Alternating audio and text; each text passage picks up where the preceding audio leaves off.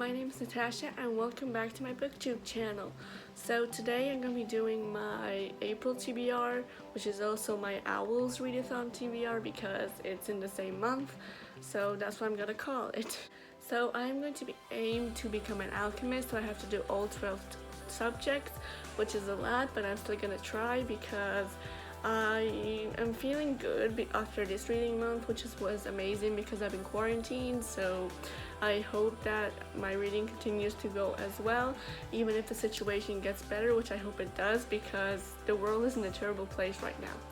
So anyway, let's get started. So the first subject is ancient runes, and for that I need to read a book with heart in the title or in the cover.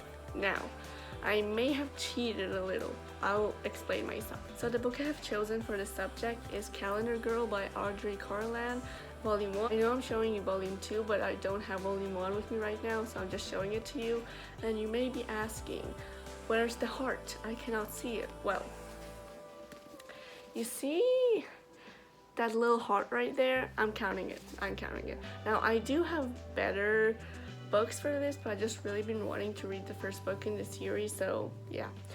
So anyways, the series, or at least the first book, is about a girl who goes on tour with a boy band and a lot of drama ensues. It's very fast and catchy and I'm very excited to read that. So the next subject is arithmancy, and for this I have to read a book out of my favorite genre. Honestly, I read everything, so this really was kind of hard to choose, so I just did a random number generator for this one because I really did not know what my not favorite genre was because I read everything. So the book that was chosen by the random number generator is The Catcher in the Rye by J.D. Salinger, which is a very well-known classic about a boy named Holden Caulfield who kind of goes on a 24-hour mental trip to kind of grasp life, and it's kind of like coming of age. And I actually read this around 2 years ago for school, but I really want to read this to know what I think about it now as opposed to then. So yeah, I'm excited to read this, and this is technically out of my comfort zone because I don't usually read classics. The third subject is astronomy, and you have to read a book, like the entire book, while it is dark outside. So again, I just chose a random number generator for this one because I will read anything in the dark, like it doesn't matter what I read. And thankfully I got a short book, Y las Estrellas by Chris Buello, who is a very well-known Spanish author. As you can see, I've already read and loved this book, but I read this like a very long time ago. Actually, I read this multiple times by now, but I want to reread this and see if I still love it. I hope I do. If you cannot tell by the cover, this is a male-male romance, and it's very nice. It's actually a biography of the author, which makes it even more interesting because everything that happened is real. So yeah, I'm super excited to read this. The next subject is Care of Magical Creatures, and for this you have to read a book with a creature with a beak, which honestly was kind of hard for me, but I ended up choosing like the only book that I have with I'm not even 100% sure that this book has something with a beak in it, but I'm just gonna chance it, like why not? And that book is La Resistencia by Laura Gallego Garcia, who is a very well-loved fantasy author in Spain. And yeah, this book is very fantasy, and there's a lot of magical creatures, so I hope there's someone with a beak. Like, I'm pinning my hopes on the fact that there's someone with a beak. But yeah, this is what I'll be reading. This is about a boy named Jack who one day gets attacked by a stranger with a sword for some reason, and then he is thrown into this magical world. I already read this again 5 years ago maybe, so I'm very excited to reread this. The next subject is charms, and you have to read a white book for this. I chose Going Home by Harriet Evans, which is a very white book. This is a contemporary about a girl who goes back home, and drama ensues with her family and with her relationships, and this is supposed to be very cute contemporary, so I'm very excited to read that. And a love story that will be a great palate cleanser after this huge ass fantasy book. I also love this cover. It's so cute and white and wintry, but it's spring right now, but I really don't mind. The subject is Defenses Against the Dark Arts, and for this I have to read a book that takes place near the sea or the coast. Again, this was kind of hard because like you don't know where most books take place before reading them, but I ended up choosing again a book I've already read, but if I hadn't read this, like, I wouldn't know that was near the coast. So that book is El Príncipe de la Niebla by Carlos Ruiz Zafón, and as you can see, there's a lighthouse and sea and a sunken ship. This takes place near the coast, trust me. This book is actually about a boy who he and his family moved to a new town, and there's kind of like a mystery in there with a ghost. And this is actually interesting. It's very short too, so I'm very excited to read this again and love it again. Last month I read Carlos Ruiz Zafón's most famous book, which is The Shadow of the Wind, and I loved it. And I read this one before that years ago, so I want to read this again and see if I love it again. I repeat myself a lot and I'm rereading a lot of books. I know, I'm sorry. It's just these prompts are very specific and it's hard to find something I haven't read that I own that fits the prompt. The next subject is divination. You're supposed to choose a book with the random number generator, which I've already done a couple of times, but here it's the rule to do it, so I did that. I got Interview with the Vampire by Anne Rice, which is the first book in one of her very long vampire series, and I'm actually excited to read this because like I'm actually reading Twilight right now, and it's been a while since I read a vampire book, and I'm actually really liking Twilight, so I'm also excited to dive into this and see if it's actually like I like vampires or I just like her writing style. I don't know.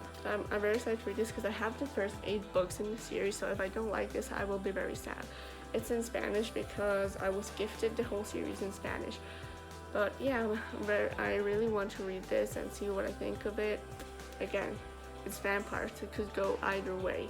The next subject is herbology, and for this I have to read a book which the title starts with an M. For this, I have chosen Magic Study by Maria V. Schneider. This is the second book in the Poison Studies trilogy series, and I'm so excited to read this book. I read the Poison Study, the first book, in January, loved it, and I'm so excited to continue with this. The first book, if you did not know, is about a girl who's in a world where there's a code of behavior, and if you violate that code of behavior, you get executed, but she is giving the choice to either be executed or become the commander's poison tester, which is an execution in itself because if the commander gets poisoned, she dies.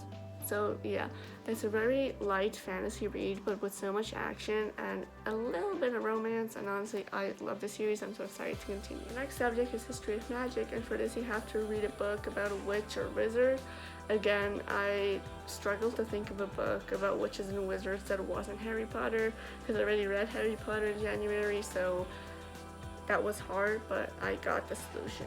So for this prompt, I'm going to read The Iron Child by Cassandra Clare and Horley Black, which is the first book in the Magisterium series, and this is about a boy who's summoned to this magic school to kind of do the entrance test, and he doesn't want to, but she actually passes, which he did not anticipate. People have been calling this like a badly made Harry Potter, but I'm gonna read this from like an open-minded view. Like, I'm gonna read this as if I don't know what Harry Potter is, so that I can actually give this a fair chance and see if I actually like it. I read books by Horley Black, so I know I will like her writing style. I haven't read anything by Cassandra Clare yet, so I'm really excited to see if I will like this story and writing style. Next subject is Muggle studies, and for this I have to read a book from the perspective of a Muggle, or a contemporary, so you're just a contemporary. For this, I have chosen one of my childhood favorite books, which is The Secret Seven by Enid Blyton. This is a story about a group of kids who unintentionally solve a mystery, and then they just form this club called the Secret Seven, where they solve these mysteries every time they appear, and this is the first book with the first mystery. I loved this series as a child. I love it now, and I can't wait to read this again after, I don't know, 10 years. So yeah, for potions, I have to read a book under 150 pages, and for that, I will be reading Scenes of Love in Radford by T.S. Tilton. This is the first book in her separate series from the Geronimo Stilton books. Honestly, I don't have many short books. The ones I had, I used them up last summer for the last year O.W.L.s, so I'm just gonna read this. It's nice and short. It's 120 pages, and I'm actually really excited to read this because like I haven't read this in so long as I did the Secret Seven. So I want to see if I still like it. Maybe I don't. I don't know.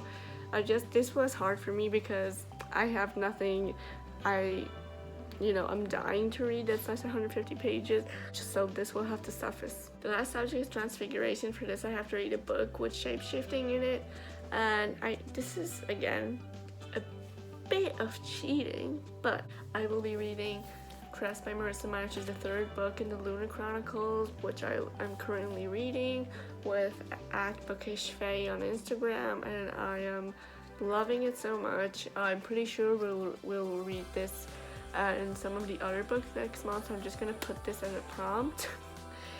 And yeah, the shape-shifting that occurs in this is that lunars can glamour themselves, so they appear like other things or people. So I don't know if that counts, but I'm gonna make it count. These books are all retellings of a story. This one is Rapunzel. The second book is Little Red Riding Hood, and the first book is Cinderella, and this is a sci-fi fantasy with cyborgs and magic and the moon. I love it so much, and I'm so excited to continue reading Scarlet, which I'm reading right now, and then read this next month. And look at it, like, look at this. It's so pretty, so amazing. I love it. I'm in love with these books physically and with the stories. Anyways guys, that's it for my TBR for the Owls and for April. Please comment down below if you're participating in this readathon, and if not, what are you reading in April? And yeah, please like and subscribe, and I will see you guys next time. Bye.